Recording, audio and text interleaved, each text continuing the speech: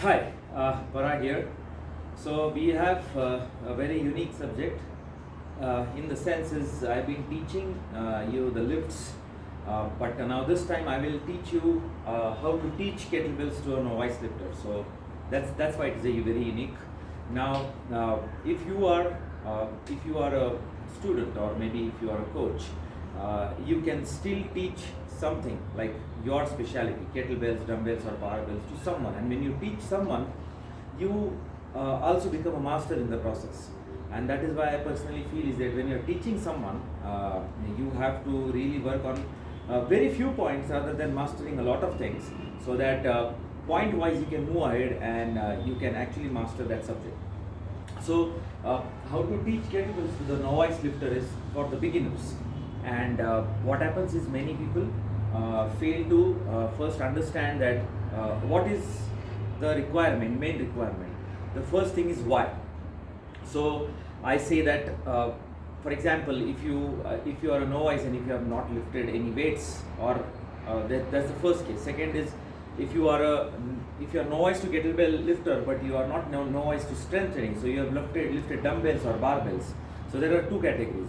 So the first category, if you see, is no experience whatsoever, only just walking and running, and you want to teach kettlebell. So you have to conduct a basic fitness test. And for me, the most important part when it comes to kettlebells is the flexibility test.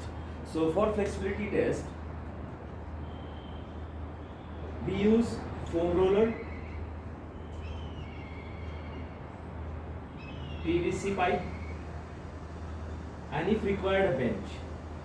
Okay, I would say only these three equipments are sufficient.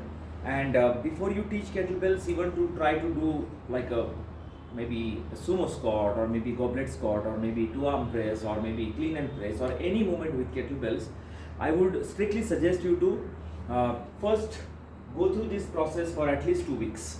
So you are basically not doing a flexibility test, but you are actually trying to just ask the client to open up. Okay, say for example, if you are trying to teach a press, so instead of teaching press, first try to teach whether your client is able to hold the hand straight up. Now out of 10, I would say more than 60% people, so 50 to 60% of the people will have this range. Okay, as you can see, this is incomplete range, but this is the complete range. Now the problem is the area of the traps, this part, your rhomboids are tight, and as you do exercise, you really do not stretch those parts, and what happens is you develop insufficient range of motion. So range of motion, if this is the correct, you basically have your arms like this. So even if you check while doing a warm up, many people do warm up like this. Now come on, I mean, this is very basic, but if you see this and if you see this is a complete range of motion. So if you are having a complete range of motion, even when you are doing warm up, and if you are a coach and if you are actually watching that, then the first thing you have to monitor in the warm up itself, that the range of motion is incomplete. That means body is tight, or rather on the way of becoming very tight. And many times women, in the case of women, you can see you create a frozen shoulder. So there are not many movements done except the movements which you do in the kitchen, or probably if you are having a small kid, and if you are not doing exercises specifically for the rotator cuff muscles, or maybe if you are not doing strength training, if you are not using dumbbells, if you are not doing lateral raises, your body basically gets into a frozen shoulder mode. Specifically, your shoulder gets into a frozen shoulder mode, and then your range of motion gets restricted. And when the range of motion is restricted, then it is very difficult for you to lift any equipment. Forget about kettlebells. I mean, even if you try to do a basic hand plank or elbow plank, it is going to be very challenging, more than 20 seconds also. And you must have encountered that if you are a coach. So I personally would suggest you to work on the flexibility, and for the flexibility we use foam roller. So I would suggest, I will just give you like a finer tips, because again, if I want to take a special foam roller lecture, which I am planning to take in future, it is going to take a little time. So I would just pinpoint on key points, like for example, lower back. So you have to cross your arms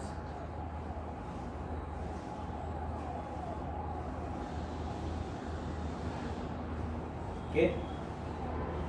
So do around 10 to 12 rounds. Then this is quadriceps.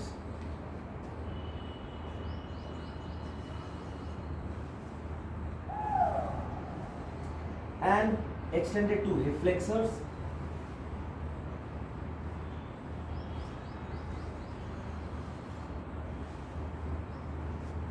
And the third part is IT band. So you have to sit on a foam roller, cross the legs, as you can see.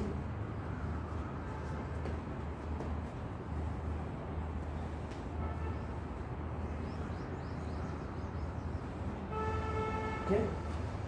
If you want to extend it to more further to the spine, that is this part, traps. It's a shorter range of motion. Okay. So that would be like it's a short, like a short information, but if you can see, it is a vital information because I'm touching on the important parts.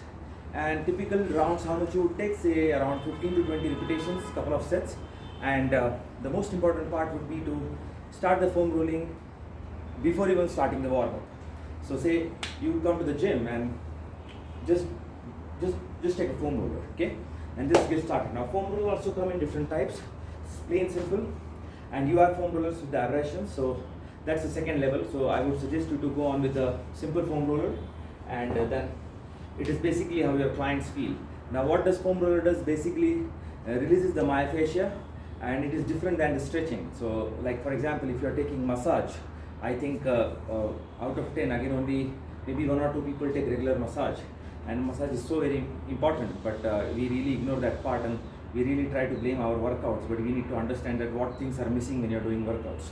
So massage would be, or the foam rolling would be the main important part for even trained athletes, or even the people who are getting started with the fitness journey when they are actually going to lift kettlebells or maybe dumbbells. Okay, so that is foam roller first. Second, we use the PVC pipe. So again, it's a different lecture altogether, but I'll just show you the key points for the shoulder and for the spine. So you can hold PVC pipe like in a corner, as you can see. Elbow has to be straight and back has to be straight. Rotate. Do not bend the elbow. So you are touching the pipe and back at the lower back. 1, 2, 3, 4. Okay, so that is one, which will basically help you to just open up your shoulder joint. Second is same thing but in a rotational manner. Okay,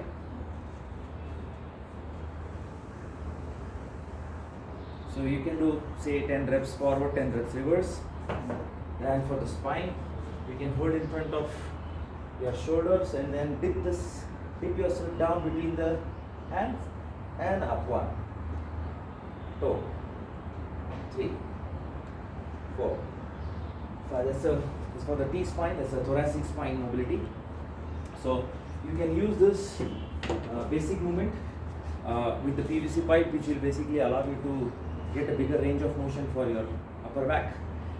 For the lower back, for the lower body, you can use this. You can first is like a very basic. So you keep your leg forward. So use this for the ankle. You can keep your elbow or your body weight on the leg, or you can keep kettlebells or dumbbells and just push it forward as much as you can. As you can see, my knees are crossing the toes and I'm going forward, but I'm not lifting my heels up. As you can see, this is wrong. Okay, so just pushing it forward, back, forward, back, forward, back. Same thing with other leg. So push it. So exhale, exhale. Now this will allow you to basically have a bigger range of motion while doing a squat or performing any kind of movement for the lower body. The another movement is you can keep your leg back. Just try to reach. You can hold, if you are a coach, you can hold the hand, go down as much as you can. So try to go down when the femur bone is parallel. Until the femur bone is parallel, you can touch your knees to the floor. If you want to make it more intense, you can put your knees back more. So you can put your leg forward and try to reach back more. Okay? So that will open up the hip flexors, so both sides, left and right. So you can use that by using the bench. And again, the step up or the bench is really great to do the step ups, because even before teaching any lower body movements for our clients, we do definitely teach the squat, but lunge becomes a little difficult while teaching online or maybe even offline because they get off balance. But in comparison to that, step up is a relatively easier exercise because you just have to, of course, it's challenging, but it is less difficult as compared to the lunge. So you need to have a very good bench in your club, or maybe if you're training at home, then you need to have access to the bench. So so that would be the key 3 movements which you can use for your clients to just improve the range of motion. When you're teaching kettlebells, the most important part is when you're allowing the client to bend down. A couple of things here is when they're bending down, see if the back is getting rounded. Okay. Now you need to ensure that your lower back has to be tight, for which you have to open up the chest. So mostly people will have shoulders which are forward, and then they will go down like this, and they'll come, which is incorrect. So even before starting, when you're using PVC pipe, you're opening up the shoulders. So this it is very easy to basically make your posture correct, because you are having this program for 2 weeks, and that will really help them to stand straight and have a correct posture. And from this posture, you can just ensure that your lower back is tight, it is arched, pushing your hip back, keeping a V distance between the legs, not toes pointing forward this way, pushing your hips back, going down, and taking the kettlebell in line of gravity, and taking it down only until the range of motion is sufficient to keep your knees straight. I'm not doing a deadlift, but I'm just trying to open up my hamstrings now. Okay. Now to make it this more intense, you can stand on this. Okay. And try to go down. If you're able to go down until the legs, then you can probably reach to the floor.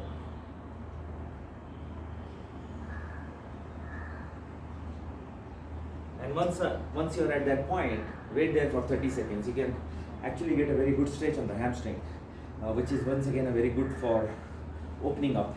Now see, I'm trying to teach kettlebells to novice lifter, but I'm trying to show you the general prerequisite which is required for a coach to take steps before they start teaching kettlebells to a novice lifter. If you feel that the lifter is flexible enough and he is doing good, then you do not have to go through all this process. So, but I would say 60% out of 10, 6 people would have the difficulties in lifting the kettlebells or any kind of weights. So if you follow these certain steps by using these 2-3 equipments, you should be able to achieve your fitness goals for your clients. Next would be the range of motion for the upper body. If you are finished doing that, you can check the client by doing a very common exercise called 2-arm press. So it's a cannonball up. The kettlebell is racked on the chest and up. The ring has to go behind the neck. But if you see, even in certain good classes, I see is many people do this. Okay, this is wrong. So why this is wrong is because it is not the member's fault, it is a coach's fault. You need to understand that. So the range is opening up the ribcage and taking thumb back is very important. So if you are doing a 2-arm press, it has to be straight up. Okay? So there are a few exercises which I would suggest for the lifter, that's a novice lifter. So first exercise is the 2-arm press, which I have shown you just. Second movement would be to do sumo squat.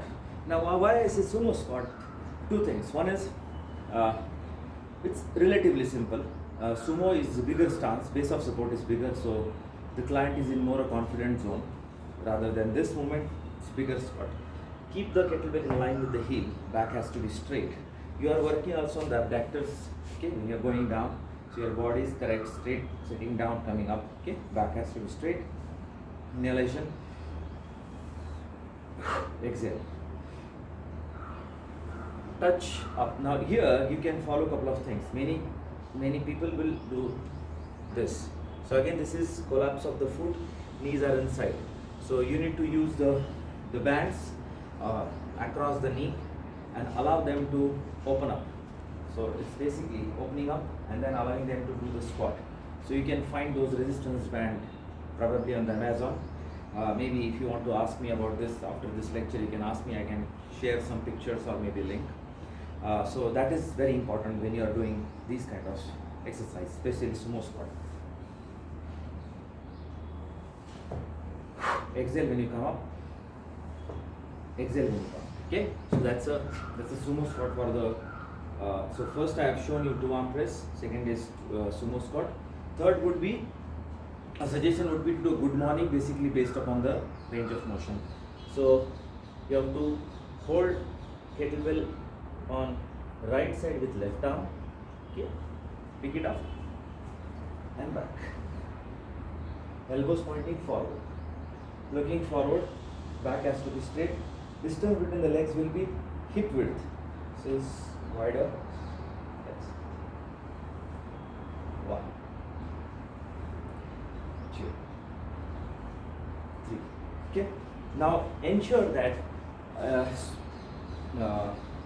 this good morning is like a cantilever movement, and if your lower back is getting rounded, that means your lower back is stiff. So you have to ensure that you are using the PVC pipe to do the thoracic spine mobility, which I have shown you, because if you are bending down and you are making the back round, then it is going to be difficult. Because good morning is a really great lift to give a quicker result for lower back and glutes. And you can start with lighter weights, 8 kgs, 12 kgs before you go on to really heavy bell. So that's the third movement. Fourth would be just holding the kettlebell and doing a farmer's walk with one arm. Okay, so it's just a farmer's walk. Now what will this do is it will give a very good confidence to your clients, because you are holding the kettlebell, so you are training, you are actually hooking it, not holding it, hooking it. So when you are teaching things or any pressing movement, that will allow client to register the space on the palm. Like instead of holding, they know they have to hook the bell. Because if they are doing like a swing, they know where to hold. Because many people will hold it incorrectly. So swing would be in the later stages, but first would be like basic movements. You can add step up. That was the third movement. So this is the fourth movement. You can first do it without kettlebell. Then if you want, you can hold the kettlebell in the 2 arm press position and just jump up. Okay. So this would be the step up. So we have 2 exercises for the lower body, one for spine, that's good morning, pressing movement, and then one for grip. So if you master these movements, I think these 4-5 movements are more than sufficient for you to be like a coach to get started with your clients. And the most important part would be client will have a very good confidence within you that you are teaching them every exercise sequentially. You can use other equipments also, but I know, for example, if I say you want to use bands like TRX or anything, then you need to really find some space at home. If you are at gym, things are different, but I think nowadays when trainings are online and you can have more people, you can have a customized program like this, which basically can really help the client to understand a coach's view towards their client, and that will really help them also to gain confidence on you, because with minimal equipment you can basically give a good results. Okay, so taking down this notes and 4 points what you have to teach to your clients. Please ensure that you share your experience once you teach this whenever you can on our pages, social media, or you can leave a message on WhatsApp also. Okay, so thank you very much.